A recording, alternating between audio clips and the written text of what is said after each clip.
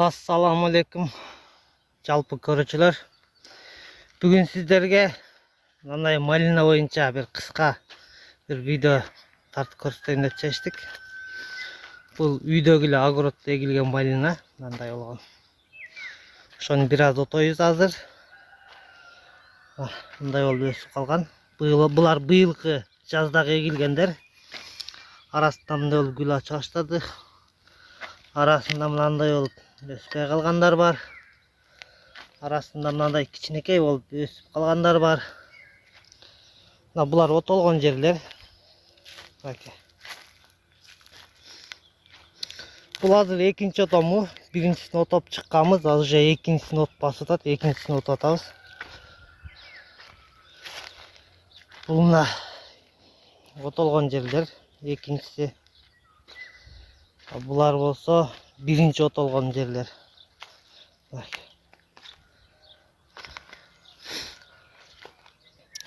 Aldı жақшыларымнан да өліп шығып қалғанына.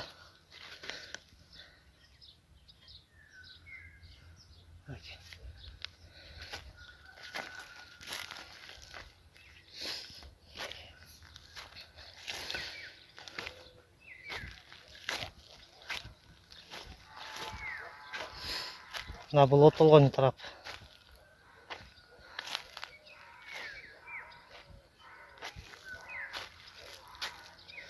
Ушул огородтун наркы бурч тараптары өлүп калган да.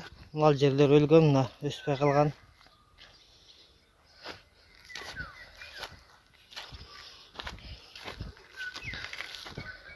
Мына именно мына бурч мындайдан нарак кеткен, ушул бурч өнбөй калган. Бул эмнеден деп ойлойсуздар? Малинада иштеп жүргөндөр айтып койсоңуздар, жерденби же неден? Болосо бардыгы бирдей эле эгилген, бардыгы бирдей эле сугарылат, бардыгы бирдей эле отолот. Мына жерлер өлгөн да.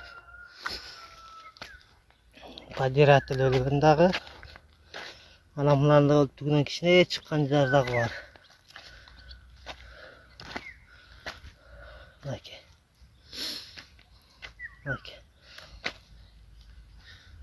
Эми көрүп атасыздар, ушул эле менен эле бирге эгилгендер аякта чоң болуп өсүп гүлдөп калган.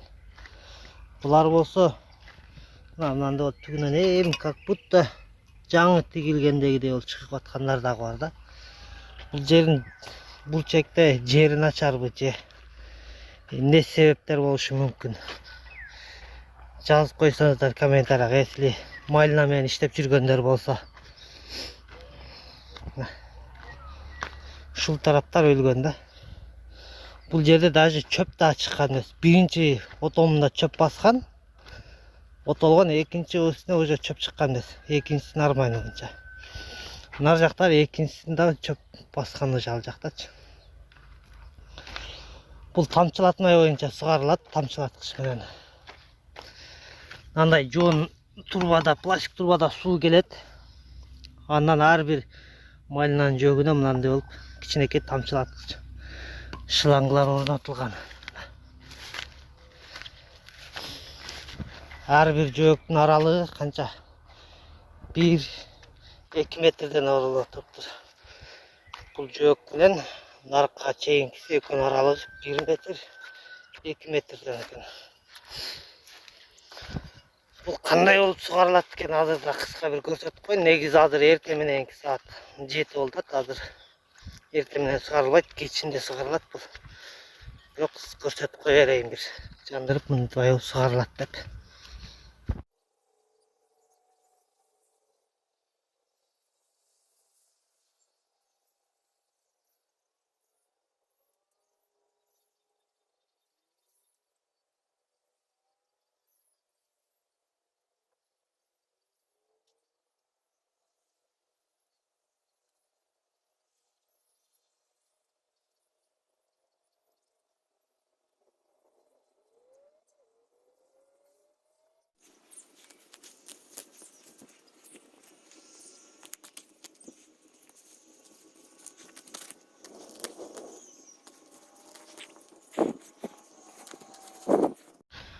Бул болсо атайын отогонго ушун малинанын түгүнө же салгам.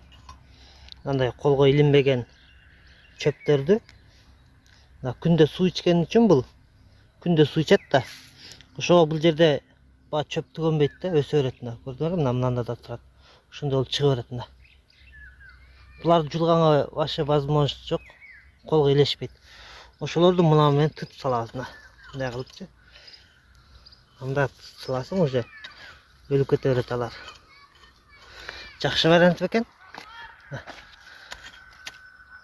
Мындай кылып чаап туруп эле. Мындай кылып чаап туруп эле. Мындай ары бери тырмап коесуң болду. Üstüne çıkıp kalат. Toprakın üstüne çıkıp kalат. Andan sırtkары бұл баягы тамыры калып кеткен чөптөр үчүн аябай сонда. Мындайында алсаң тамыры калып кеткен чөптөр жулуп аласың. Бұл жерде бирөө өлүп калды. Өнбөй калган бул.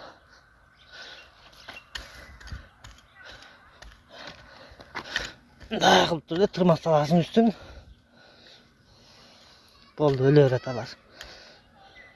Bunu bundan alıp tırmavasan, бұл ертең эле 2 күндөн берки жаңы чыгып жаткан чөптөр кайра кыптап кетет да. А колго илешкен чөптөрдү кол менен жулуп салабыз.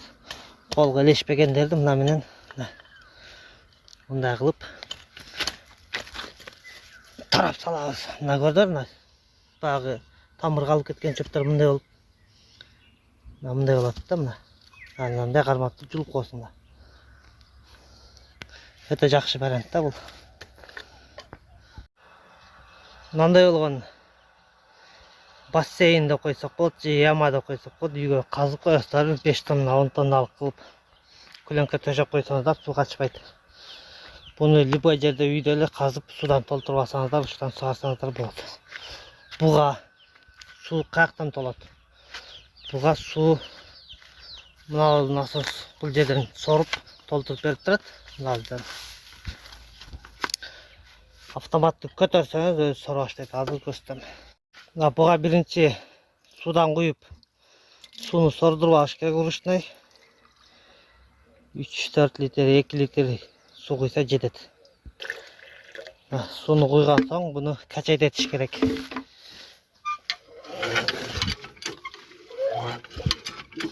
Так, мынантип суу соруп чыгып калган маалда автоматты көтөрөбүз. Уже насос иштеди. Соруп баштады уже.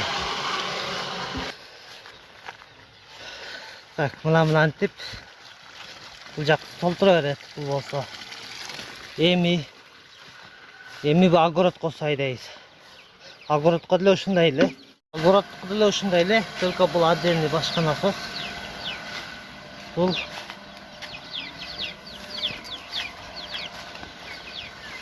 мындай кылып бачоктон сорап дагы огородко айдай берет бул. Мына уже тамчылап баштады. Мына көрдүңүздөр, 1 мүнөткө жетпей ушундай чоң огородко бүт жеткизип берет сууну. Мындай түбүндө чөптөр чыгып алды дагы. Мына уже толуп турду, кичине бир аз толдук. Толгон малда мына кармал чыгыбай калат. Бирок тамчылап атат, мына көрдүңүздөр. Нар 20 сантиметрде бирден тешик бар. Бул жерде бир тешик. Кийиндерде көрүнүп атат, мына көрдүңүздөр, 20 сантиметр. Кийин экинчиси мына малинанын түбүнө түшүп келди. Кийин бул жерде бир тешик. Бул жерде бир тешик, ошондой мына толуп калды уже. Кармалбай калды уже. Ар 20 сантиметр сайын ушундай тешиктери бар. Так, бунун расходун канча расход кетти деп азыр бирөө жарымына ой келет. Сурайт сөзсүз түрдө. Ал огороддун көрүнүшү. Ал отол элек ана бурч калды көрдүңүздөр, жашыл болуп билинип турат. Калгандары от болду уже. Канча расход дегенге. Так, расход боюнча расход сурагандарды азыр мен айтып бере албайм. Себеби бул жерди мен кылган эмесмин. Бул жер бирөө кылган, мага атайын дайындап таштап кеткен, карап бер деп. Өзү Россияда, ошого мен карап атканым. Ошого точно канча расход кетти азыр айтып бере албайм. расходун сурап берейин. Ал жөнүндө отдельный бир чыгарылыш кылабыз. Ошондо полный көчөттү канчадан алды, шлангылардын метрин канчадан алды, канча расход кетти, общий ошондой айтып берейин. Менин билишимче эмес, менин оюмча бир 70-80-100 миңдин тегерегинде кеткен го деген ойдомун азыр. Малиналар кандай өсүп атыптыр? Булар быйылкы жаздагы эгилгендер, комментарийге жазып койсоңуздар. Малина жакшы эле өстүбү же жакшы эмеспи? Постоянно малина менен иштеп жүргөндөр эсили көрүп аткан болсоңуздар.